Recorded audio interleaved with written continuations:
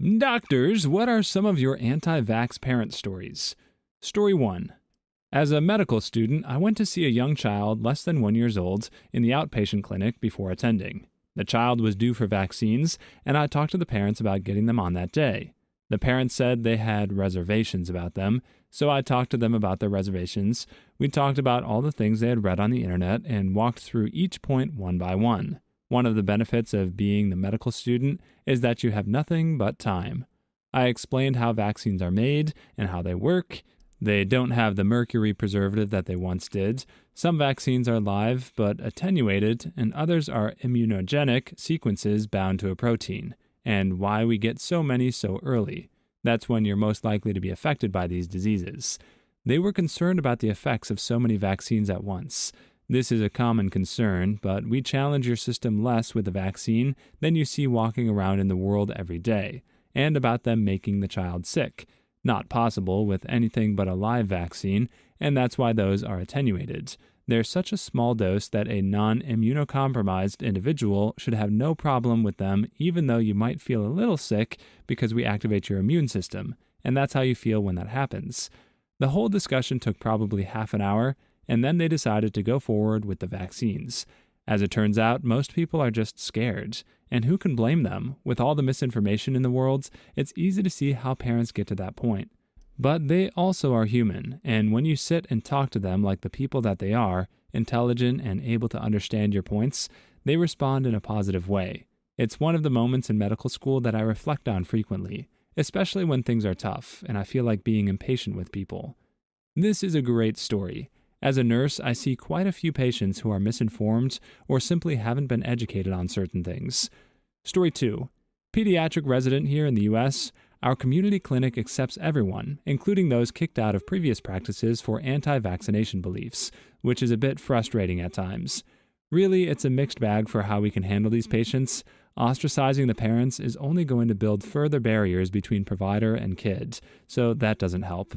Frankly, what has worked best in my experience is to try to understand where the families are coming from, explicitly asking what their thoughts are on the vaccines to let them voice their misunderstandings. Oftentimes, this is the first time they've been allowed to talk about their questions and concerns regarding vaccines with a trained MD that doesn't just belittle them. Most frustratingly, it takes patience and time. Assessing where they are regarding change, pre-contemplation, contemplation, etc., helps determine where we are for vaccinating them today, in a month, or in a few months. One thing that I do draw the line on is to make sure that we see these kids more frequently than normal children, as they're at higher risks for illnesses because they're not vaccinated. No room for negotiation on that point.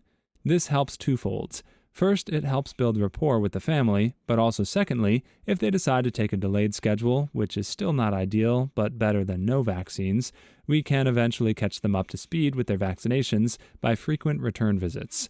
Interestingly, it's always the yoga pants Karen types that are the anti-vaxxer, or pro-measles, as I've been calling them lately, rather than the less educated single moms on welfare or the recent immigrants that speak no English.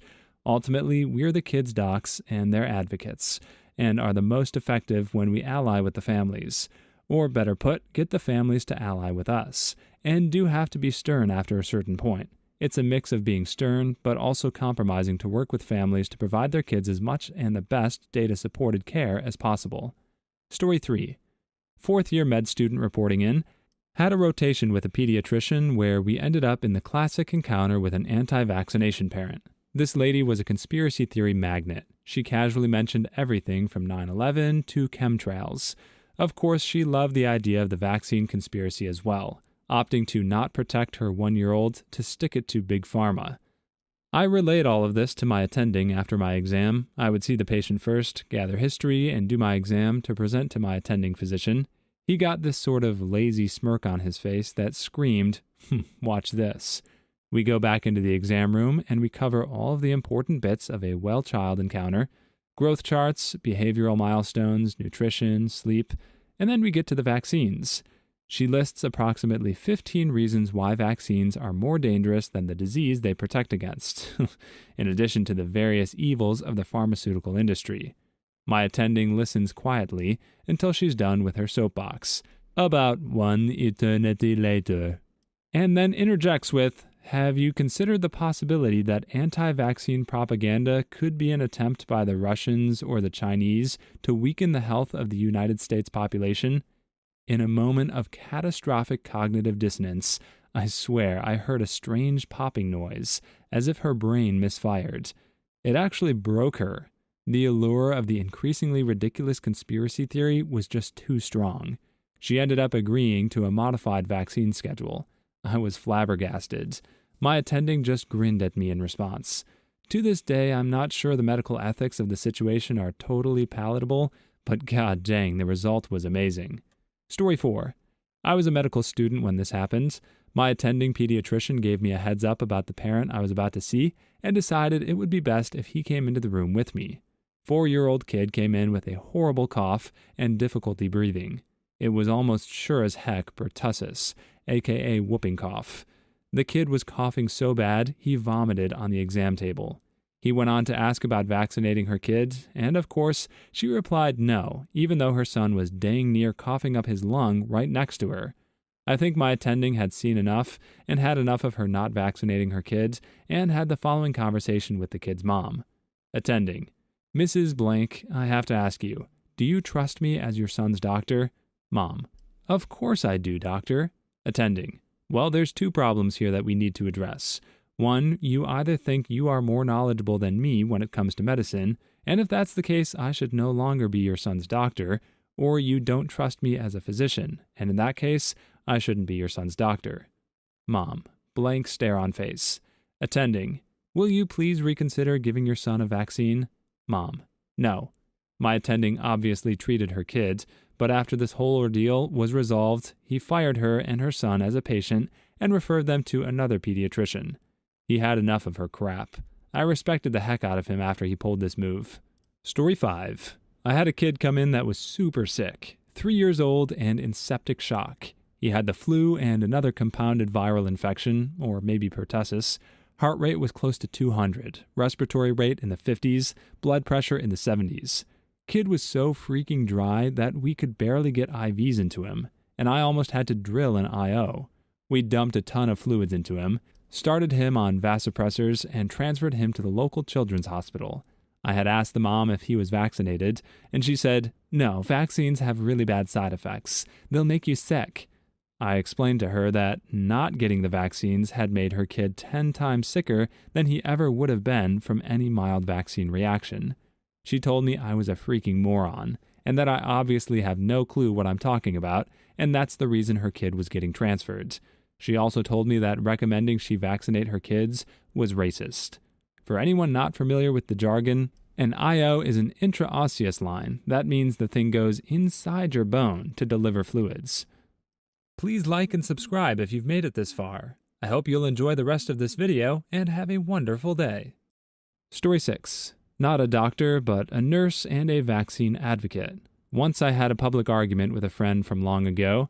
He argued that by not vaccinating his kids and risking terrible side effects and possible autism, he was placing no one else at risk, however, acknowledged the potential risk to his kids. After attempting to explain the potential risk to others and him failing to understand, I created an analogy which I still use to this day. Imagine if my kids and your kids get into the same car. Both of your kids don't put on seatbelts. Therefore, if there's an accident, there is an increased risk that your kids will end their lives and also harm my children in the process. This seemed to click with him, and he doesn't share his anti-vax propaganda on social media anymore. Good analogy. It's like not wearing your seatbelt because you're worried you could get trapped in your car after an accident. It's astronomically more likely you will end your life in an accident, but hey, at least you have avoided the minuscule risk of being trapped in a burning car by your seatbelt. Story 7. In medical school, I saw a kiddo whose parents refused vaccines, and so when they were given the vaccine refusal form to sign, this form essentially said that the parents understood that refusing vaccines was against medical advice, that their kiddo could get sick from all those preventable diseases, and that they wouldn't hold the doctor/practice liable for any complications that the kiddo may get from said preventable diseases. This mom pulled out a Sharpie and blacked out the part about the doctor not being held liable. The parents thought that we'd be cool with them just changing that form just for them, and they wanted the doctor to be held liable for their moronic choice. Of course, this didn't work, and they were told to sign the form or they would be discharged from the practice and have to find another. They refused to sign and were told to leave after being given a list of other pediatricians in the area. Story 8. When I was a medical student, I had a 5-year-old patient who looked and acted like a 2-year-old, failure to thrive. His mother was super weird. She shaved the sides of his head, somehow like a marine cut, but kept his back hair long. She refused to vaccinate him or even feed him certain foods. Her sister and her husband were trying to get custody of the child because his mother was weird and didn't take care of him properly. I suspect she was paranoid. She would literally fight and call you names if you attempt to suggest putting the kid on a proper hospital diet. She wanted to inject the food first and make sure he eats only certain things. Long story short, the attending called the county and they took the child away from her. Good. Holy crap, that neglectfulness and frankly abuse would have severely impacted that child later on. Story 9. Not directly related to me being a doctor, but a mutual friend of mine and his wife is a chiropractor and anti-vaxxer. Refused to vaccinate her first 2 kids. I didn't want her or her kids coming anywhere near our place when we had newborns or kids, because of the risk her unvaccinated kids placed on my partially vaccinated babies. She got all offended, saying the usual rubbish like, if vaccines work, what do your kids have to fear? And your kids are more at risk to me because they'll be shedding viruses. Her 3rd child was born with cystic fibrosis, which makes them very susceptible to all forms of respiratory and airborne infectious diseases. Suddenly, the whole hypocritical family is vaccinated against everything. Well, at least they were able to change to protect their vulnerable child. It could be worse. They could have dug in and endangered their youngest. Story 10. Medical student here. I was getting my hair cut, and I was talking to the barber about how more people should get the new meningitis B vaccine, since I know a person who got meningitis B and almost passed away. The desk lady went off about how vaccines are dangerous, and pretty much every single anti-vax talking point. I explained the actual facts behind vaccines and said that I'm studying medicine. I think I might know what I'm talking about. And then she went off about professors not knowing what they're talking about and that they just teach what they're told to teach so that we can all be brainwashed into supporting the big pharmaceutical companies and that my proof was all fabricated by them. Story 11. When I was a medical student, I had a parent who wanted to do a delayed vaccination schedule. Basically, it means that you get all the same vaccinations, but you pointlessly and foolishly do it over a longer period of time. The mom had read a book promoting this practice that was unfortunately written by an MD. My pediatric attending had zero chill. Is that the book written by Dr. So-and-so? Yes? Well, then you should know that I was in the same medical school class as him, but I got much better scores than he did. Dang, that's freaking savage. I would have loved to see it. Story 12. Not a doctor, but significant other works with children that have autism. She has one parent that consistently tells her she regrets vaccinating her kids. She then asks questions to my SO about which vaccines are the ones that cause autism, as if it's a big secret.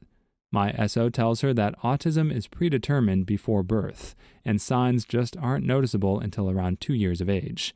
She still tries to justify her logic with other anti-vax parent stories from Facebook. My significant other has 2 master's degrees towards this field. It blows my mind how they can still argue with overwhelming facts. Story 13. We had a 14-year-old female come in for abdominal pain one time. She weighed 80 pounds, looked sickly. Her mother refused to let her eat anything but a handful of things, nothing with very much protein at all. She literally had a binder full of articles about how horrible vaccines are, all the bad things they put in foods these days, etc. She had completely brainwashed this kid, so the kid believes it too. The labs showed malnutrition. Her teeth were horrible. Just a sad case all around. Curious if the mother was on the same diet. Bet not. Story 14. Had a kid come in for a generic upper respiratory virus. Asked mom if he was vaccinated, as is routine. She said no. When I asked why not, her response was, well, my boyfriend was vaccinated and he still got meningitis, so they don't even work. I told her that's the same as saying your friend got bruised by a seatbelt in a car accident, so you don't wear them when you drive. Story 15. I feel like Family Guy said it best. There's an episode where Lois and Peter kidnap this child to get him to a hospital because the parents believe prayer will heal their kid. So Lois eventually has to confront them and say something like, Maybe the vaccines and medicines are God's answers to your prayers. So why keep praying if you're going to wipe your butt with his reply? Story 16. Nearly qualified pharmacist here, so obligatory not a doctor. Our pharmacy offers travel vaccines for people going away to countries with a high likelihood of severe tropical disease. Star parenting goes to the parents who got themselves vaccinated for rabies, but not their 2 primary school age, elementary for non-Brits, children. Please leave your stories in the comments. I'd love to make a video of them in the future. Also, don't forget to like and subscribe.